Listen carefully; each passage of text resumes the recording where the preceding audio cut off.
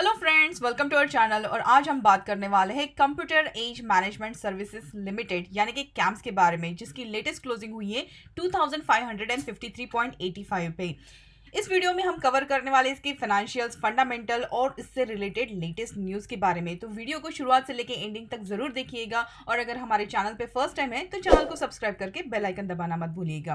Company जो है ये फाइनेंशियल सर्विसेज प्रोवाइड करती है म्यूचुअल फंड और डिफरेंट फाइनेंशियल इंस्टीट्यूशन को। स्मॉल कैप कंपनी है, मार्केट कैपिटल है इसका 12,489 करोड़ का। पीई रेशियो अगर हम देखें ज्यादा है 60.83, अगर हम कंपेयर करते हैं इसके सेक्टर पी से जो है 27.14। कंपनी के फाइनेंशियल्स के बारे में भी जान लेते हैं। तो देखिए 2018 से लेके 2021 तक टोटल रेवेन्यू में कंटिन्यूअसली इंप्रूवमेंट नजर आ रही है। 657 करोड़ से अभी बढ़कर हो गया है 735 करोड़। इबिटा अगर हम देखते हैं तो उसमें भी इंप्रूवमेंट नजर आ रही है। 274 करोड़ से अभी हो गया है 325 करोड़। नेट इनकम अगर हम देखते हैं तो 145 से भी इसमें भी बढ़त है 205 करोड़ 2021 में अभी नजर आ रहा है। ईपीएस भी देखिए 29.92 से बढ़कर हो गया 42.09। अब देखिए अगर हम यहाँ पे ओवरऑल देखते हैं तो कंपनी यहाँ पे ईयर ऑन ईयर बेसिस से बहुत अच्छा इंप्रूवमेंट नजर आ रहा है। और उसी के साथ अगर हम शेयर होल्डिंग पैटर्न देखते हैं तो 23.75% प्रमोटर की है, प्रमोटर का कोई प्लेज नहीं है। म्यूचुअल फंड यहाँ पे 6.54% है, डीआईआई 8.13%, फॉरेन इंस्टीट्यूशन 28.99% और रिटेल एंड अदर्स यहाँ पे 32.59% की हिस्सेदारी लेकर चल रहे हैं। कंपनी के स्ट्रेंथ के बारे में बात करें तो यहाँ पे कंपनी जो इनका कैपिटल है उसको इफेक्टिवली यूज करके जो इनका आरओसी है पिछले 2 साल से कंटिन्यूसली इंप्रूवमेंट नजर आ रहा है क्वार्टर ऑन क्वार्टर बेसिस पे, और उसी के साथ ईयर ऑन ईयर बेसिस पे नेट प्रॉफिट और प्रॉफिट मार्जिन में भी इंप्रूवमेंट है। कंपनी का कोई डेप्ट नहीं है जो कि बहुत इंपॉर्टेंट और बहुत पॉजिटिव न्यूज है। इसी के साथ पिछले 4 क्वार्टर से कंपनी के रेवेन्यू और प्रॉफिट में भी इंप्रूवमेंट नजर आ रही है। कंपनी का 0 प्रमोटर प्लेज है। वीकनेसेस की अगर हम यहाँ पे बात करें तो वीकनेसेस में नेट कैश फ्लो है वहां पे डिक्लाइन नजर आ रहा है। रिटर्न रेशियोज में अगर हम देखते हैं तो आरओई 46.61% है, आरओसी 47.70, आरओए 28.15%।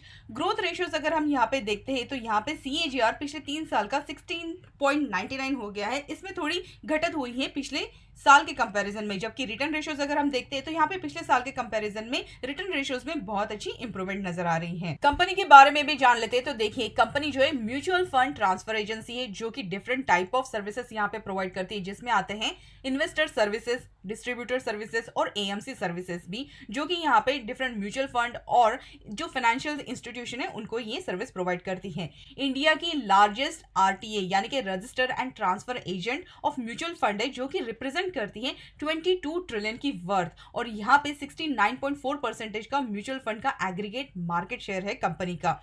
जो ये सर्विस प्रोवाइड करती है उसमें डिफरेंट सर्विसेज आते हैं जैसे कि dividend processing, transaction origination interface, payment, transaction execution और उसी के साथ रिपोर्ट जनरेशन, सेटलमेंट, रिकंसिलिएशन, जो कि यहाँ पे कंपनीज इंस्टीट्यूशन को जिसकी जरूरत होती है वो बेसिक से बेसिक यहाँ पे सर्विस प्रोवाइड की जाती है।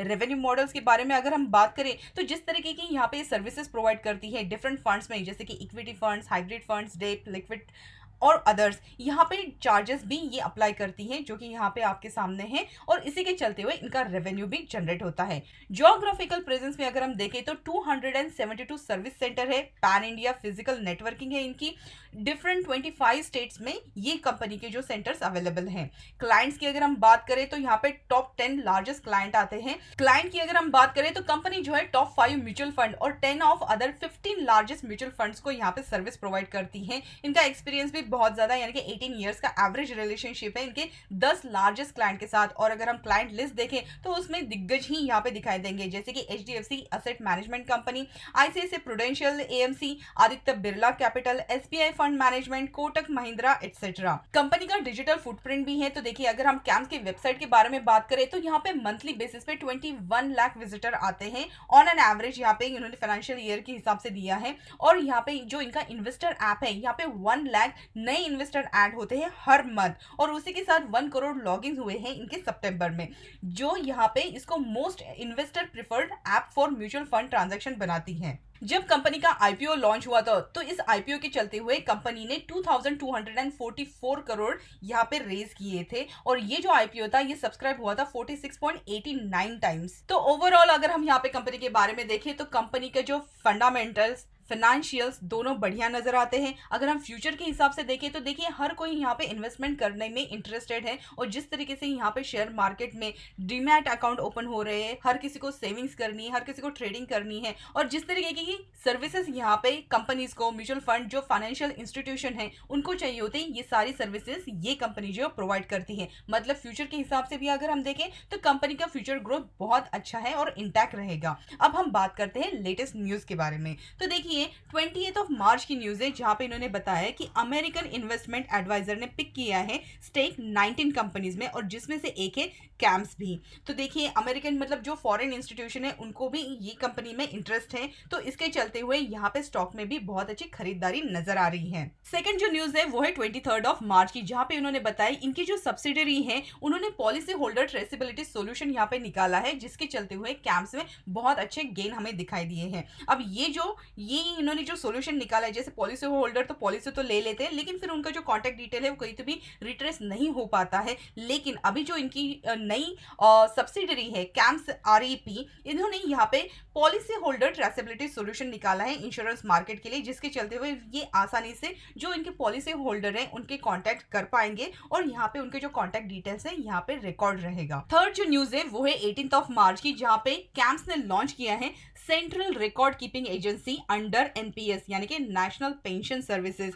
तो NPS ये वॉलंटरी रिटायरमेंट स्कीम है जो कि लॉन्च हुई थी 2004 में, और ये जो नई सर्विसेज कैम्स ने यहाँ पे प्रोवाइड की है NPS के लिए, उसके चलते हुए जो इनके कस्टमर हैं इनका यहाँ पे pension account opening, record keeping और मेंटेनेंस सर्विसेज है ये आसानी से कर पाएंगे। उसी के साथ इनको यहाँ पे इंटरफेसेस जैसे कि वेब, मोबाइल ऐप और कॉल सेंटर की फैसिलिटीज भी ये कंपनी प्रोवाइड करने वाली है।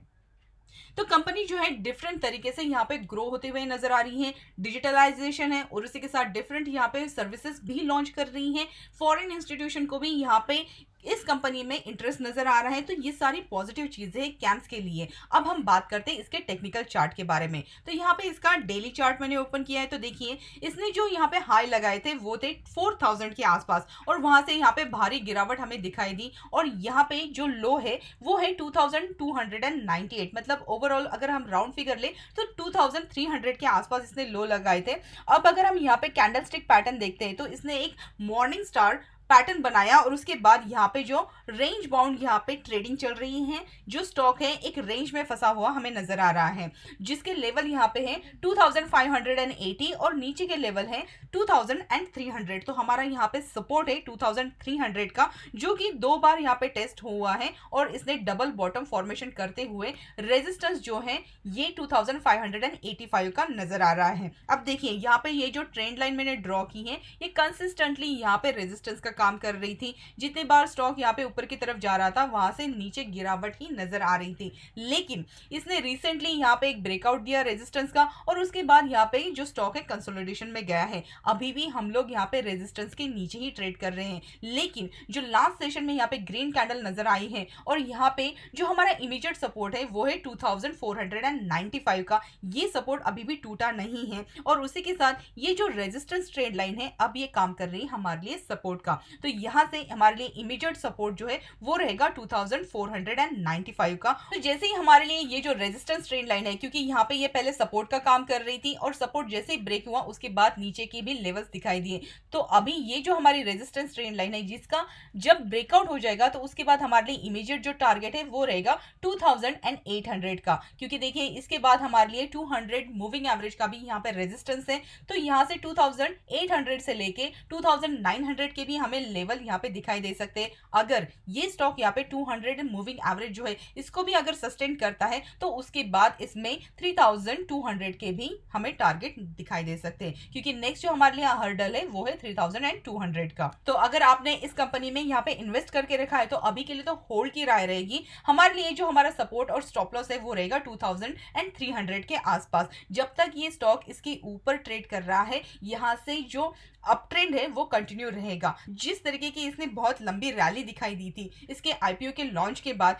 तो यहाँ पे कंसोलिडेशन जो बनता है, तो और उसी के हिसाब से अगर हम देखते हैं तो प्राइस के हिसाब से कंसोलिडेशन और यहाँ पे टाइम वाइज कंसोलिडेशन दोनों यहाँ पे बहुत इंपॉर्टेंट होते हैं किसी भी स्टॉक के लिए, अगर इसको अपनी अपट्रेंड जो जर्नी है इसको अगर कंटिन्यू करना है तो। और यही यहाँ पे हुआ है, बहुत लंबी रैली देने के बाद जो स्टॉक है यहाँ पे इसने थोड़ी बहुत प्रॉफिट बुकिंग हुई है और यहाँ पे कंसोलिडेशन भी हुआ है। अब हम बात करते हैं इसके वीकली चार्ट के बारे में। तो देखिए ये है इसका वीकली चार्ट। अब वीकली चार्ट में अगर हम देखते हैं जो यहाँ पे लो थे वो है 1261 के और हाई 4000 के आसपास। अगर यहाँ पे फिबोनाची रिट्रेसमेंट अगर हम निकालते हैं तो देखिए एग्जैक्टली 61.80 के जो हमारे लेवल है, ये जो रिट्रेसमेंट इसने किया है वहां से ही उसने यहाँ पे टर्न अराउंड लिया है और ये जो स्टॉक है अप ट्रेंड की रैली यहाँ से कंटिन्यू कर रहा है। तो जब तक हमारे 2300 के यहाँ पे जो सपोर्ट लेवल है इंटैक्ट है, इसकी अप ट्रेंड जर्नी यहाँ से कंटिन्यू रहेगी। और लॉन्ग टर्म के हिसाब से अगर हम यहाँ पे देखते हैं तो सबसे पहला जो 61.80 का रिट्रेसमेंट हुआ है, उसके बाद हमारा जो फर्स्ट टारगेट है वो है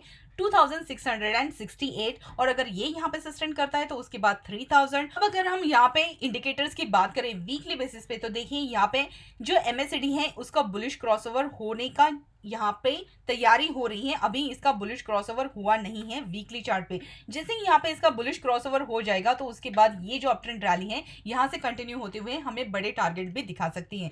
RSI अभी भी अगर आप देखते हैं वीकली पे 45 ही है, 60 इसने अभी क्रॉस नहीं किया। तो बहुत अच्छा यहाँ पे ये अपॉर्चुनिटी है कि आप यहाँ पे इसमें निवेश कर सकते हैं लॉन्ग टर्म के हिसाब से, क्योंकि जो स्टॉक है अभी बहुत अच्छे वैल्यू पे मिल रहा है। अगर हम डेली चार्ट में RSI इंडिकेटर देखते हैं तो देखिए यहाँ पे MACD का बुलिश क्रॉसओवर हो गया है। RSI जो है 60 के आसपास अभी ट्रेड कर रहा है। जैसे ही ये 60 जो है ये क्रॉस कर देगा तो उसमें इसमें भी यहाँ पे बहुत अच्छी रैली दिखाई दे सकती है। और अगर हम यहाँ पे चार्ट पैटर्न की बात करें तो देखिए इसने जो डबल बॉटम फॉर्मेशन किया है उसी के साथ ये जो चार्ट पैटर्न है ये W यहाँ पे फॉर्म करता है और जैसे इसकी जो नेक लाइन है इसका ब्रेकआउट जब हो जाएगा तो यहाँ पे बहुत अच्छी हमें रैली दिखाते हुए 2800 के टारगेट यहाँ पे अचीव होते हुए नजर आ सकते हैं। तो आई होप इस वीडियो में जितनी भी इंफॉर्मेशन हमने यहाँ पे शेयर की आपके लिए हेल्पफुल जरूर रही होगी। एज ए इन्वेस्टर आपने क्या करना चाहिए, शॉर्ट टर्म इन्वेस्टर या फिर लॉन्ग टर्म इन्वेस्टर के हिसाब से, अगर ऐसी बात है हमें कमेंट सेक्शन में बताइए। वीडियो को लाइक शेयर और सब्सक्राइब जरूर कीजिएगा और हमारे चैनल पे बने रहिए ऐसे ही इंफॉर्मेटिव वीडियोस के लिए। मिलते हैं अगले वीडियो में। Thank you so much.